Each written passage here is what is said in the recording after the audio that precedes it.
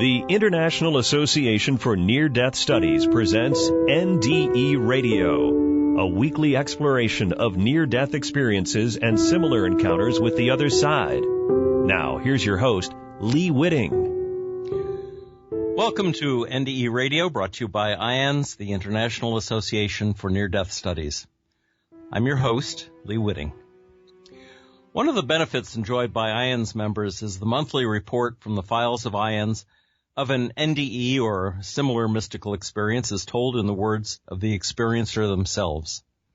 I enjoy reading these reports and from time to time reading them to you, so that's what's on the agenda for today's show. This first report is the monthly report for August of 2018. In this account, a man recalls two NDEs and analyzes why his NDEs are different from those he has read about.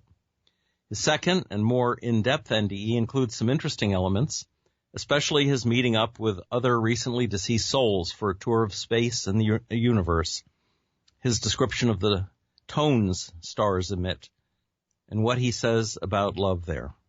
He describes the changes he and others have noticed in him since his two NDEs, in trying to understand why his NDEs didn't have religious elements as those he has read about.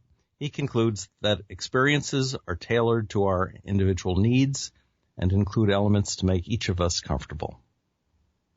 So this is the experience as told by the experiencer.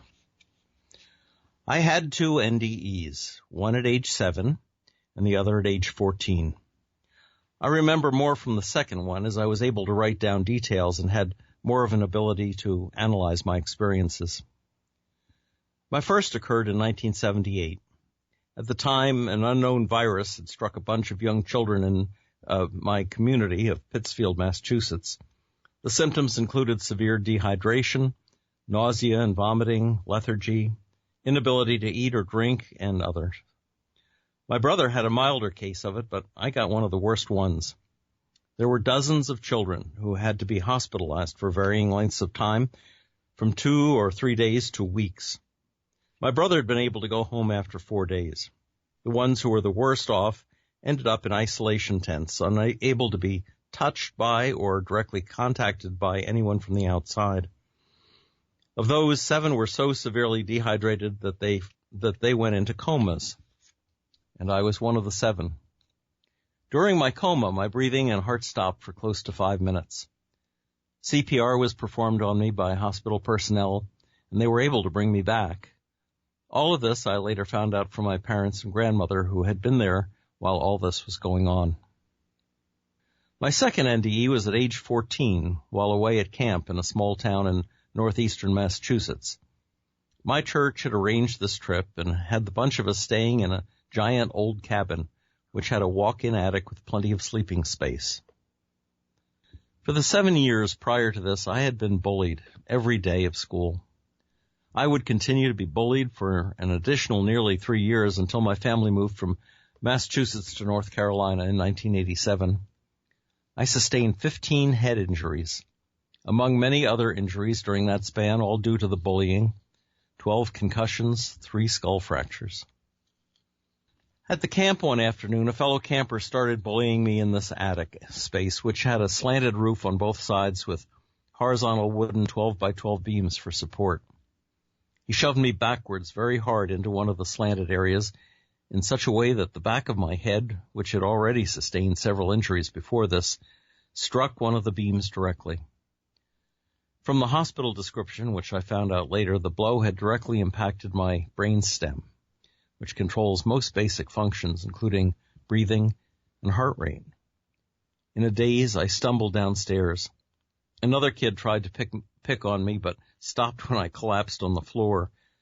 Camp counselors were immediately called, and one of them, thankfully, knew CPR. My breathing and heartbeat had stopped again. He performed CPR for nearly 4 minutes until the ambulance arrived, at which point the paramedics took over. They managed to revive me in the ambulance, but I was still unconscious. I arrived at the hospital that way with my heart beating but irregular and my breathing shallow. The ER doctor worked on me for nearly 20 minutes before he was able to get a response out of me. From my first NDE, I only remember vague images and concepts and some vivid images. However, my second one, I remember entirely, and once I was in it, I remembered that what I was experiencing was something I had experienced before, and that my second NDE had a lot of the same features as the first. First of all, I definitely was aware that I had left my body. But when I glimpsed my ethereal body, I noticed the same physical features I was used to. I later learned that it was akin to a term used in the first Matrix movie, residual self-image. I expected to see the body I was used to, and so I did, to make me more comfortable. Second, I felt like I was lifted away, though I never experienced a bright light or tunnel or saw any dead relatives. To that point, I had not lost any relatives in my lifetime. The first familial death I experienced was my paternal grandfather in 1989. The first death I experienced of any kind was my best friend, who was killed by a drunk driver when I was 15 and she was 14. Third, I experienced being in a place of some sort, not a room, because it didn't feel closed in or limited, but definitely a sensation of a physical place. I felt rather than saw beings around me, which comforted me and projected peaceful thoughts into my mind. In this realm, talking without speaking seemed perfectly natural to me, as if I'd always done it, but was now just remembering how. I experienced what some have termed a life review. It wasn't like a movie or something where I was outside of it. It was completely interactive and immersive. I got to see good and bad things I had done. I say good and bad, despite the fact that there was absolutely no judgment there. It was more like these things wanted to show me the path in life that I had chosen, and based on what I'd wanted to be, how my actions or words had either helped me along that path or hindered me. This review was not from my perspective. Rather, it was from the perspective of those my words or actions had affected. I experienced how I had made others feel or think about me as if I were them. Let me stress here that there was none of the heaven or hell experience for me. No Jesus, no angels or choirs and clouds. No judgment, no punishment, no fear. Also, no religious overtones at all. And this I will explain later. I felt the presence of other souls nearby, those who, like me, had recently died and found themselves in this new reality. I know we conversed, but I couldn't tell you the substance of those conversations. In this place, conversation happened spontaneously and without verbalization. And since everything happened with the speed of thought, and everything seemed to work faster, it's difficult to put every concept into words because it's like trying to capture a cloud with your hands. Several of us went together on a tour of sorts. We flew at speeds beyond imagining through space and the universe. We were unbound by the laws of physics or any limitations. If we thought about something, we were there instantly. There was no passage of time that I could sense. This journey through space was, in a word, freeing. I felt exhilaration, excitement, wonder, awe, like a kid who had just got to go to all of his favorite places in the world all at once. I never wanted it to end. Colors were so much more vivid, blending together like Van Gogh's Starry Night painting. And mixed with the colors were sounds and music. Every star we passed had a specific frequency or vibration. The brighter the star, the higher the tone. And conversely, the darker the star, the lower the tone. Global clusters and groupings of young stars were like a stellar chorus. It was the most incredible thing I've ever experienced, bar none. I felt connection to everything, all at once. There was no sense of separation, no division between here and there, between me and other beings. My awe was their awe, and their awe was mine. Unfortunately, the journey came to an end. I was by myself again, but felt the comfort and overwhelming love of others all around me.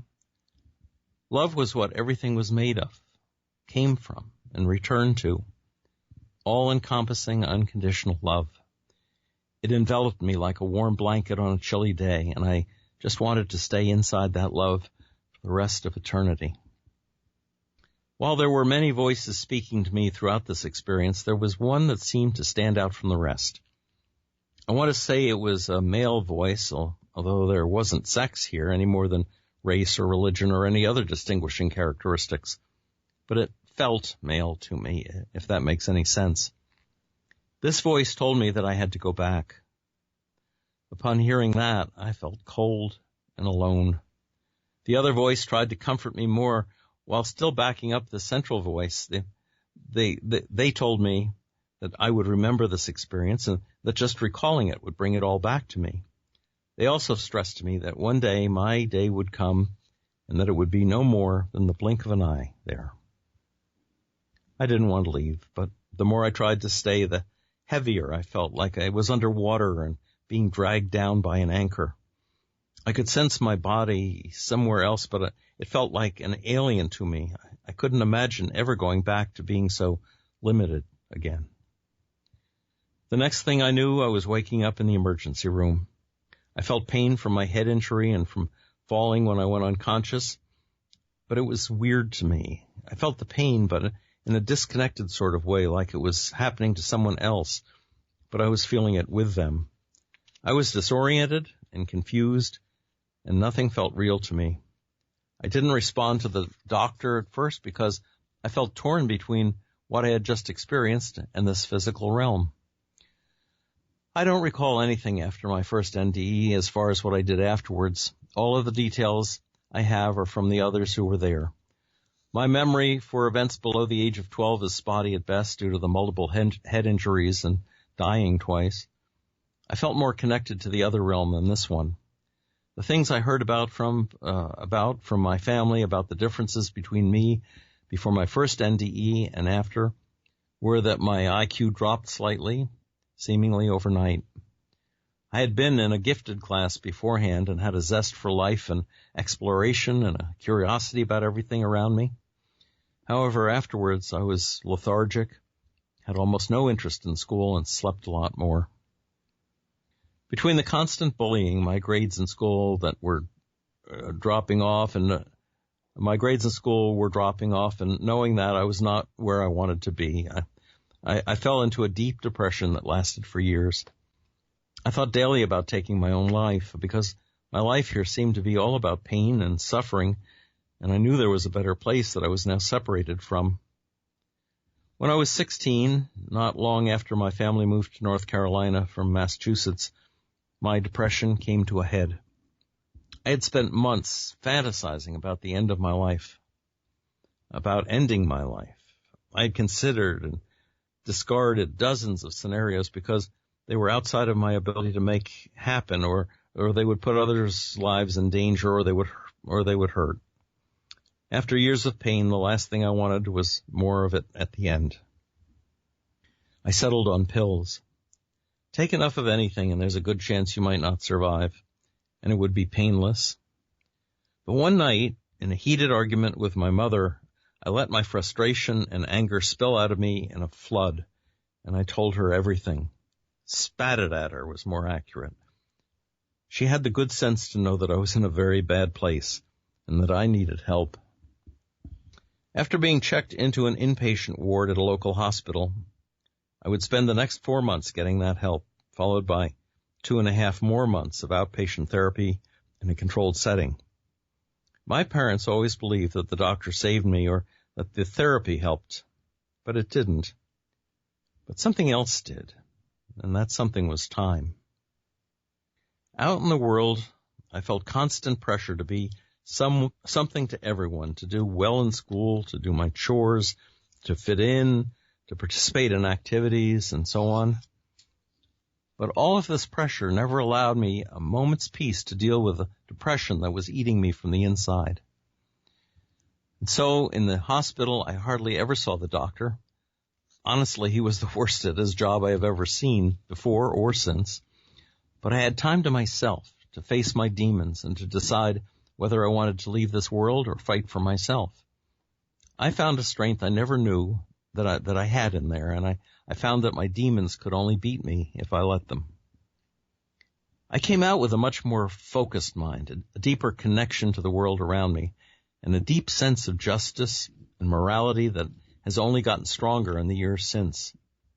I became an activist, an advocate, first against drunk driving after my best friend was killed by a drunk driver, and then later against bullying because of my experiences with it. During my life, I've championed many social and political issues and causes and continue to do so today. But I also came out with a heightened sense of curiosity, especially about the universe, our connections with each other, and about NDEs. I have read and watched dozens of accounts of those who have had NDEs, including Miracles from Heaven, Heaven is for Real, My Stroke of Insight, Map of Heaven, and others. And now to explain what I meant by the lack of religious overtones in my NDE. For the longest time, I doubted my own experiences because every NDE I had heard about was the same: bright light, long tunnel, dead relatives, Jesus and angels, and all of the religious things everyone ever talked about. I had none of these experiences, so what was wrong with me? Had I actually had an NDE? What had happened to me? That's when my research turned up something that changed me forever and gave me an insight into NDEs that made complete sense to me. Plus, it just felt right. Several accounts I had read, like Map of Heaven and My Stroke of Insight, had a distinct absence of the religious overtones of those like Miracles from Heaven and Heaven is for Real. As I looked into the backgrounds of those who'd had these experiences, I saw a correlation. Those with a strong religious background and faith had more religious experiences. Those who had a more scientific view, or for whom religion didn't play a large role in their lives, had a more metaphysical experience. While I had been raised going to church, my parents always made it clear that I was free to make up my own mind with regards to religion. I never felt at home in church, and even while I was going every Sunday for years. Later, I would stop altogether after an exhaustive but vain search for some place that felt like the home I had felt during my NDE. So my experience was definitely more metaphysical than religious, and I finally knew that I was not alone in that regard. The more research I did, the more I realized that NDEs are as varied as those who experience them, and I believe that I know why.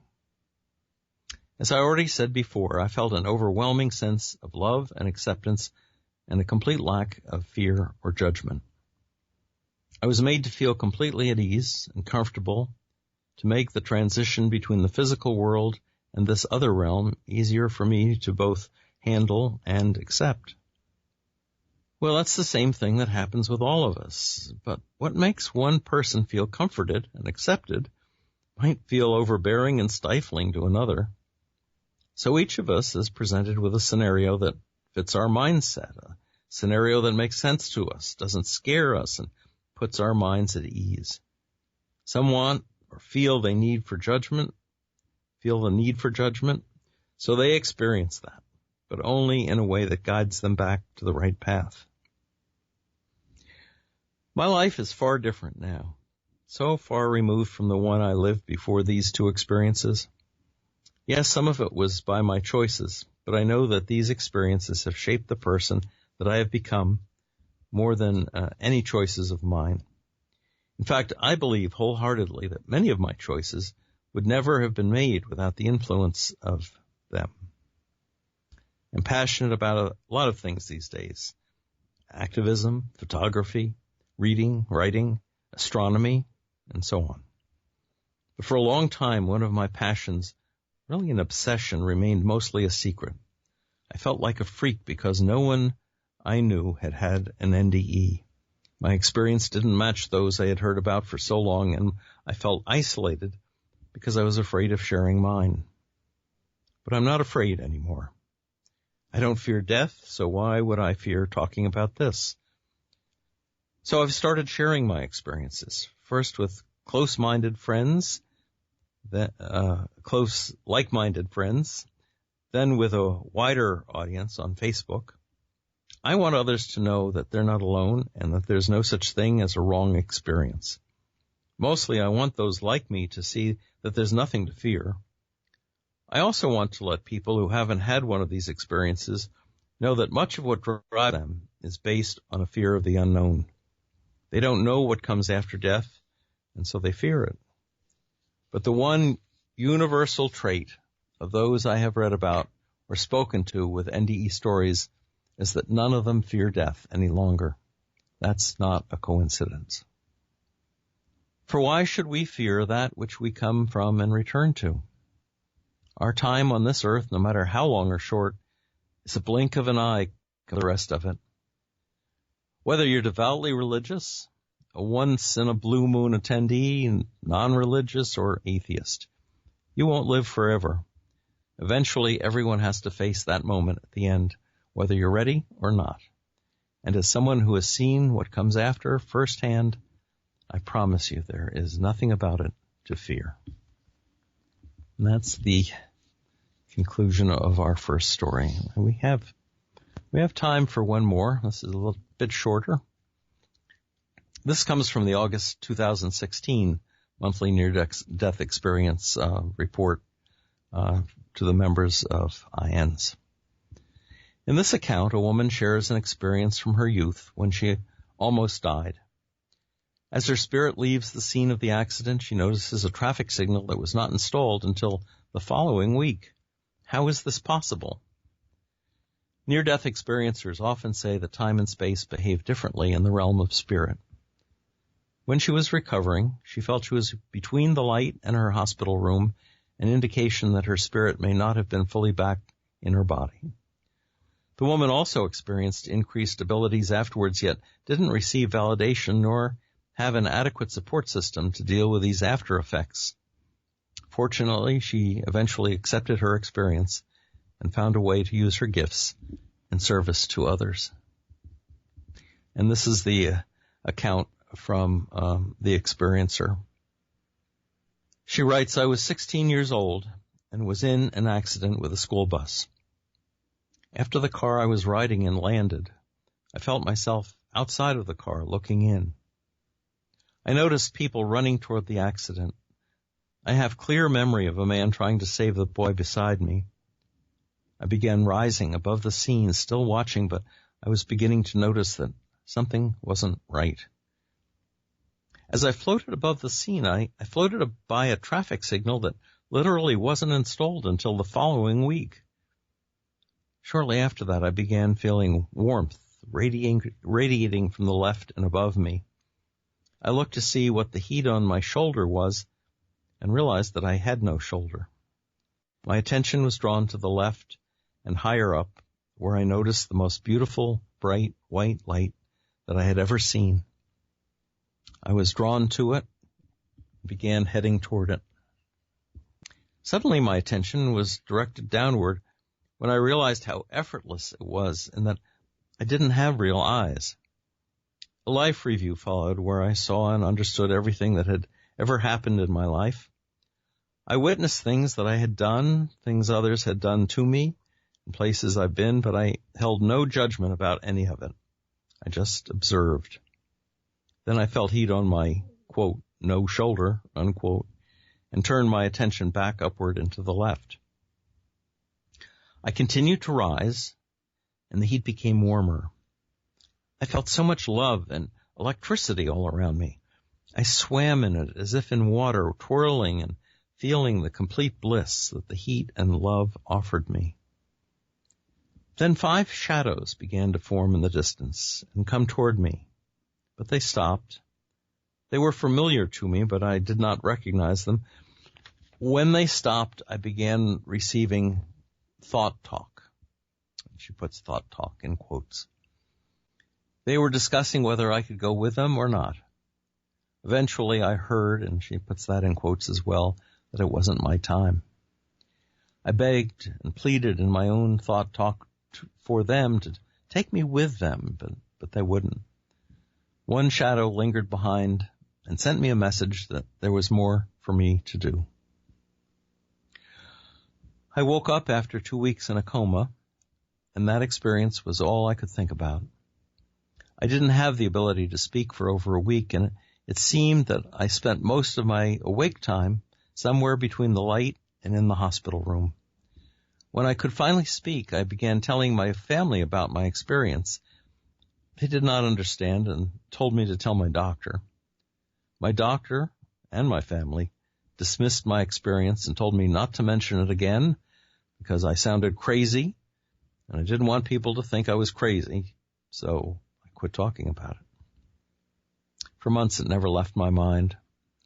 And then I started noticing new things that I could not possibly have known. Examples are such things as knowing when and how people would die, spirits speaking to me in my dreams, telling me about things that were going on in my life, being able to read people's thoughts, knowing who was coming to the house or calling. I saw spirits standing around or behind people. I knew who I would see when I was out in town. This became too much for me to handle. So I turned to alcohol and drugs to get away from the knowingness I had and to squelch the dreams that were full of prophecy. Eventually, I became an alcoholic and stayed altered in some respect for many years. I've been sober for 2 years and have shared my NDE story with an auditorium of people who, 30 years later, were much more receptive and did not think me crazy. Souls that have passed come to me often, especially loved ones, sometimes within hours of their physical death. Sometimes it's days, but most always they come. I can call them to me during meditation, mostly whenever I want. But I try to respect them and not to do that too often. I've become aware of the guides in my life and have become extremely spiritual, although not religious. My life is others-focused today, which I believe to be my purpose, to help others heal. I do this through my natural gifts and training in massage and Reiki. I have a lot more to say, but I'll stop at that. When I accepted my NDE experience, my life changed and continues to get better every day. And in no way do I have any fear related to death. Death would be time for my soul/spirit, she's written, to see what it has learned in this lifetime to prepare me for another incarnation. I feel totally blessed by the power that is greater than any of us. And there ends that second NDE. Interesting how an NDE, especially when an NDE that you feel not empowered to talk about, not empowered to share, can be a debilitating experience.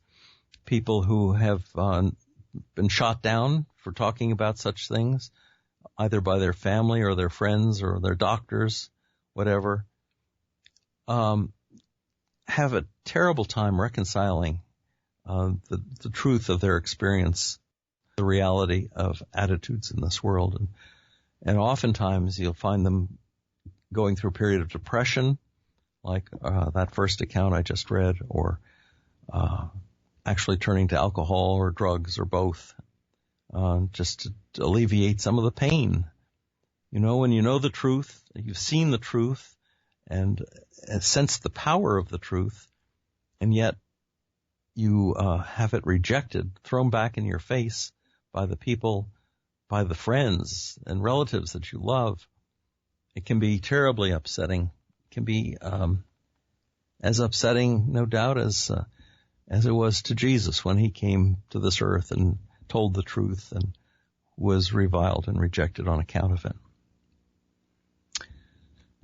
The one last thing I would like to say is, as the first NDEer said in his account, these accounts are designed for the individual.